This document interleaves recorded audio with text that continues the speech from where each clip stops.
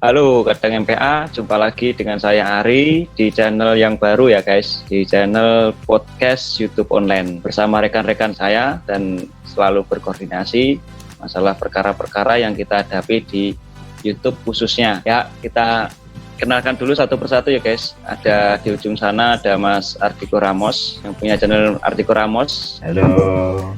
Ya, terus ada lagi di ujung sebelahnya ada Mas Adi, pemilik channel Asian Explore. Siap.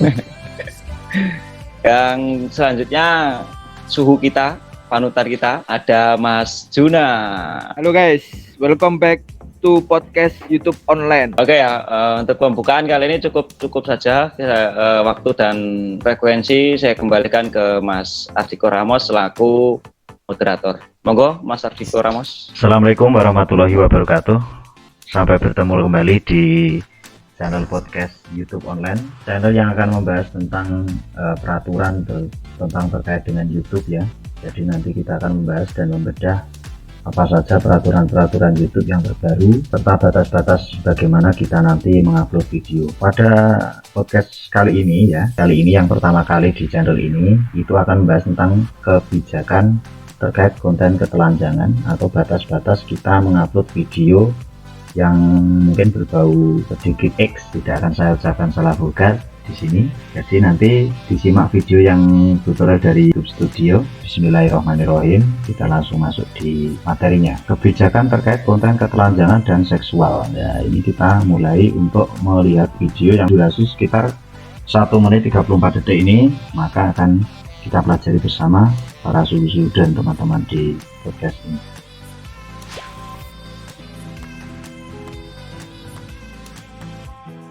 True or false? Nudity is never allowed on YouTube. What do you think?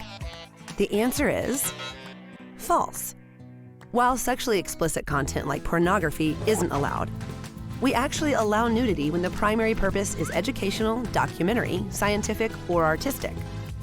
Dari video mungkin bisa ditanggapi dari terkait dengan konten itu, apa saja yang menjadi dasar dari penilaian YouTube terkait dengan video kita. Nanti silakan ditanggapi dulu dari Mas Asian Explore atau Mas Adi dulu, nanti dilanjut Mas Ari MPA Official dan Mas Juna. Oke, silakan kan ditanggapi dari silakan. Oke, selamat jumpa kembali di channel podcast YouTube online, channel kita untuk konten ketelanjangan ini ya. Pihak YouTube sebetulnya tidak serta-merta menjudgment bahwa semua konten yang vulgar itu telanjang itu juga diperbolehkan jika dalam konten yang kita sajikan itu berbentuk seni atau untuk tujuan pendidikannya.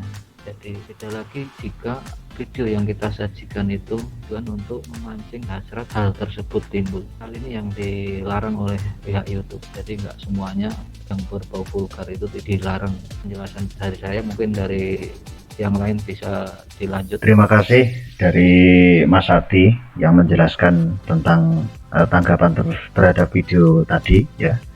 Silakan dari tanggapan dari Mas Ari MPA Official, silakan. Iya. Terima kasih moderator. Seperti yang dijelaskan Mas Adi di awal tadi ya, kalau konten ketelanjangan dalam artian vulgar tidak mengenakan selembar benang ya. Kalau untuk tujuan saintifik, jadi dikatakan saintifik atau penelitian semacam pelajaran-pelajaran sekolah ya, biologi dirasa cukup normal, jadi tidak masalah. Terus lagi ada konten-konten yang untuk tujuan seni, karena tujuan seni itu kan kadang-kadang ada Jawa, ada Cina, atau ada daerah, pokoknya adat-adat di satu wilayah biasanya hanya mengenakan kemben atau sebatas dada ke bawah sampai paha ke bawah, itu tidak tertutup, yang tertutup hanya situ. Nah di situ selama konten itu tidak memancing hasrat untuk tindakan seksualitas ya, itu masih normal. Tapi kalau tampilan kevulgaran itu tadi untuk tujuannya membangkitkan hasrat, itu ya otomatis seperti kayak di website dalam tanda kutip X 3 kali itu. Iya siap. Itu otomatis langsung di banned sama itu. Mungkin Untuk penjelasan singkat saya seperti itu. Mungkin ada tanggapan lain dari rekan-rekan di sini, monggo. Terima kasih tanggapan dari Mas Ari, MPA Official. Silakan tanggapan dari Mas Juna, ya Mas Juna Official, silakan. Oke, jadi sama sih, sama seperti dari Mas Adi, dari Mas Ari. Jadi mungkin di 25 detik ya, Mas Ardiko ya. Ini tadi ada kata-kata itu seni.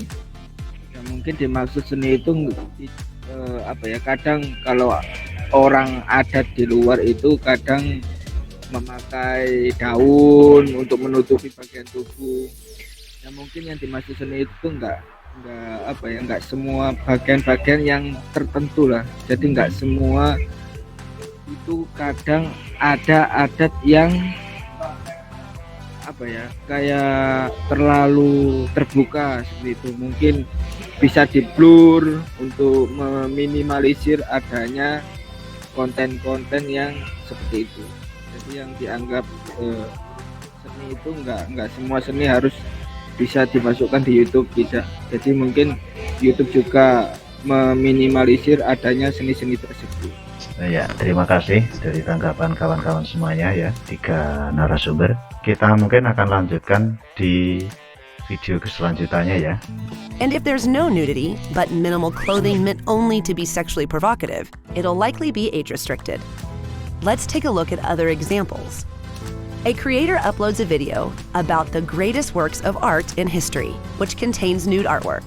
In another video, a creator uploads a compilation of hacked photos and clips that contain nude celebrities.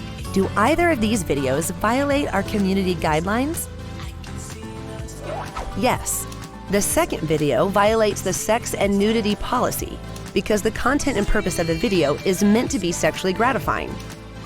Of course, there are gray areas and lots more to our policy around sex and nudity on YouTube. How much of it do you understand? For example, what if you just made a playlist of clips of celebrity wardrobe accidents? Could your channel get a strike? To learn the answer and more, go to the YouTube Help Center article on sex and nudity. Click here or the link in the description. Thanks for watching. Jadi itu dari keselanjutan video. Silakan dari kawan-kawan semuanya nanti ditanggapi. Kali ini yang pertama saya Walik ya, dari Mas Juna dulu. Silakan ditanggapi full videonya.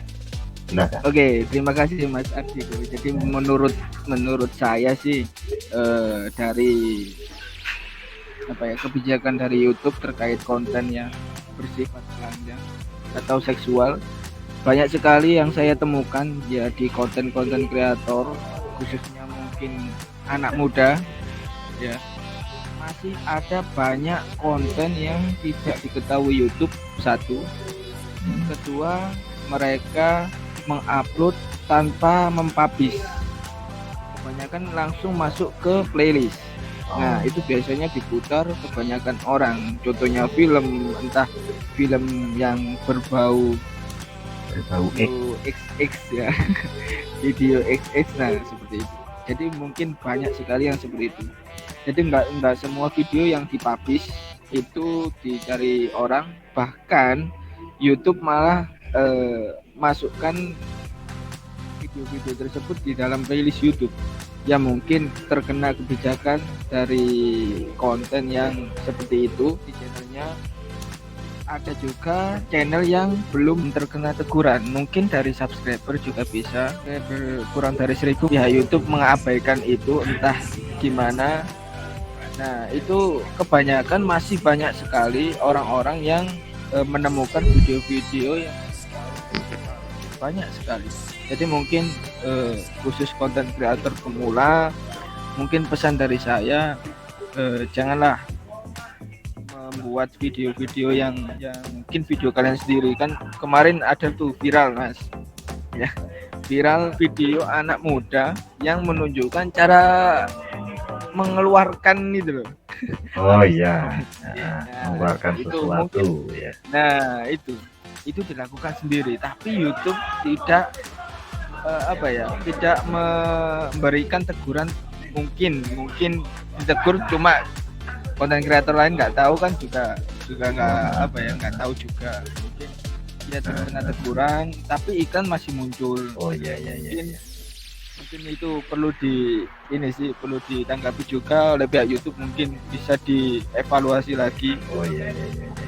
Mungkin itu pendapat dari saya, mungkin dari rekan-rekan yang lain bisa menambahkan pendapat dari saya, monggo dipersilakan. Terima kasih. Jadi dari Mas Juna tadi intinya peraturan YouTube seperti itu, jadi ada koreksi lagi. Yang tadi di video ada zona abu-abu ya, dari kawan-kawan lain silahkan nanti dan Mas Ari ya, Mas Ari silahkan ditanggapi dari full video tadi. Ya, terima kasih waktu dan frekuensinya untuk saya. Jadi, menanggapi video kelanjutan dari yang tadi ya, pendapat Mas Juna benar. Memang proses pengawasannya kan dilakukan secara otomatis, robotik, dan secara manual atau human, manusia. Jadi kadang-kadang kita mengupload video yang sebenarnya full car ya itu aman, tapi setelah diupload, setelah dipublish, tahu-tahu kita mendapat email bahwa video dihapus. Oh iya iya iya iya iya. Itu kan karena sistem otomatis yang bekerja. Itu bisa dilakukan untuk banding. Jadi untuk solusinya gimana ini? Solusinya itu tadi? Ya kalau yang kayak pengalaman teman saya tadi siang, kejadian baru tadi siang. Jadi video itu video Riok Ponorogo, ya kan? Yang itu kan ada penarinya lagi joget-joget itu. Ada lenggernya ya. Di apa namanya? Diupload selama Ya, masih pribadi masih aman. Di pribadi itu selama 3 hari kurang lebih aman, dan setelah dipublik beberapa menit setelah publik itu dapat email bahwa video dihapus karena melanggar kebijakan tentang ini yang kita bahas hari ini, tentang ketelanjangan. Nah itu apa solusinya? Ya tadi kita bisa mengajukan banding, dan setelah dibanding peninjauan itu dilakukan oleh manusia. Jadi kalau manusia kan bisa menilai secara objektif ya. Iya iya. Kalau sistem robotik Ya. kan harusnya A ya A, harusnya B ya B. Iya iya Saklek. iya. Saklek ya. Oke, terima kasih Mas Ari MP Official. Kita lanjutkan ke Mas Arjun Nasrullah Channel, atau ini Mas Asian Explore ya. Mas Adi, silahkan Mas Adi. Ya, jadi sedikit menambahkan aja ya, untuk konten seperti itu pihak YouTube ya mungkin susah juga ya untuk mengkoreksi per video, karena ya kita tahu sendiri berapa jumlah mengupload video-video seperti itu, upload yang lain-lain ya, mungkin mengandalkan secara otomatis yang itu kan kadang terjadi human error. Makanya kadang juga kita bisa mengajukan banding jika kita yakin bahwa itu bukan mengarah ke hal yang kita bahas malam ini. Contoh, ada satu kasus lagi, saya punya contoh satu lagi kasus di saya sendiri nih. Saya pernah mengupload video anak saya sedang disunat nih. Itu tujuan saya untuk koleksi pribadi, tidak saya publik itu. Tapi beberapa hari yang lalu saya lihat itu video dihapus. Cuman saya belum mengajukan banding ya. Oh iya iya iya. Belum saya perhatikan ya, cuman ya itulah kenapa kok video tersebut selama saya upload tuh saya setting pribadi, tapi kok tahu-tahu kok dihapus karena konten tidak pantas seperti itu. Oh iya iya iya. YouTube pun kurang tahu ya gimana sih, padahal itu juga nggak masuk playlist itu. Jadi masih dalam posisi pribadi itu sudah dihapus YouTube ya Mas? Betul. Oh, Saya sendiri yang punya konten seperti itu. Jadi sebetulnya video pun saya tujukan untuk koleksi pribadi, itu nggak saya publik karena itu kan ya privasi anak saya juga ya, karena oh iya iya. saya intinya tujuan saya buat kenang-kenangan begitulah. Ya nggak tahu juga via YouTube seperti itu. Dan saya juga belum mengajukan banding. Karena saya biarkan saja. Itu jadi untuk hal-hal yang seperti itu kita dari YouTube pun kadang kayak apa ya, seolah ambigu gitu ya. Oh iya iya. nggak jelas, karena nggak semua hal yang peraturan YouTube kan dipublik secara tertulis Ya, kan. secara Kadang terbuka dan tertulis ya. kadang-kadang seperti itu. Iya. Makanya untuk konten kreator ya sebisa mungkin, untuk kalau emang channelnya itu emang mau dirawat untuk kebaikan, untuk hal-hal yang mungkin bersifatnya mendidik atau Ya, positif. sebaiknya ya kita membuat konten-konten yang lebih positif lah, mengarah ke hal yang bermanfaat buat orang lain, itu aja sih Siap, ya. siap. Ini terima kasih. Ya, atau lebih menghindari untuk hal-hal yang mungkin sifatnya lebih banyak mudaratnya itu. Siap. Itu Mas Mardiko Ramas, saya kembalikan waktunya. Terima kasih. Salam santun. Siap. Terima kasih untuk semua teman-teman, khususnya kita berempat ya. Terima kasih sekali sudah 3 orang sudah mau berbagi ilmunya ya, pengalaman masing-masing, dan saya yakin karena teman-teman di sini adalah salah satu youtuber yang sudah melalang buana sejak beberapa tahun yang lalu, dan mereka sudah mengalami pahit getirnya. Jadi mungkin kesimpulan saya itu mungkin bisa ditanggapi nanti oleh teman-teman yang menonton video ini, tapi bisa saya garis bawahi ya di video ini, di di pertemuan kali ini itu bisa dilihat sedikit di sini sebelum saya simpulkan. Jadi bahwasanya untuk video-video di sini yang sudah dikatakan oleh 3 teman-teman saya tadi, yaitu arti kebijakan ini bagi Anda ini bisa dilihat di sini. Jadi penggambaran alat kelamin payudara ataupun faktor berpakaian atau tidak untuk tujuan kepuasan seksual, ini adalah salah satu yang dikatakan oleh YouTube. Jadi sama seperti yang sudah dijelaskan atau yang ditanggapi oleh 3 teman-teman saya tadi. Oke, kalau gitu untuk kesimpulan dari video kali ini, kebijakan terkait konten ketelanjangan atau seksual ini itu yang terpenting dari tanggapan 3 teman saya tadi, jangan sampai melanggar batas-batas dari norma-norma ataupun dari aturan YouTube seperti itu. Insya Allah seperti itu. Mungkin ada tambah lagi dari kawan-kawan, silakan Mas Ari, untuk walaupun ini belum disimpulkan 100% ya. Ini ringan saja, tidak usah terlalu protokoler. 34 detik tadi sudah jelas kalau itu bersifat adat, tapi nggak semua adat harus di-upload ke dalam YouTube. Jadi sistem YouTube itu mungkin tidak memasuki di publish video, tapi setelah selesai upload, YouTube sudah mendeteksi adanya ketelanjangan mungkin ketelanjangan. Nah, yang sudah saya jelaskan tadi di awal langsung dimasukkan playlist. Nah, mungkin untuk video pribadi atau yang lain itu menurut kita, tapi tidak untuk menurut YouTube. Itu sih kalau menurut saya pribadi. Jadi nggak semua video yang menurut kita itu kita upload untuk kepentingan pribadi, tapi tidak untuk YouTube. Jadi nggak semua adat dijelaskan tadi, tidak semua adat harus dipublish. Mungkin ada yang bersifat ketelanjangan, payudara dan lain-lain. Seperti itu. Oke, terima kasih. Jauh-jauhi.